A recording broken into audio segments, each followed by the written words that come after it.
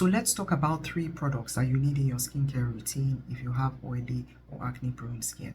The first one is salicylic acid. Now this is a BHA that is oil soluble. It goes right down into the pores and removes all those dead skin cells. It's extremely useful for things like blackheads or whiteheads. You can have it in your cleanser, you can have it in your toner, and you can also have it in your serum. So a must have in your skincare routine. The second ingredient that you need to have in your skincare routine is benzoyl peroxide. This is a product that is very useful if you have what we call inflammatory acne, the bigger, heavier, more painful acne.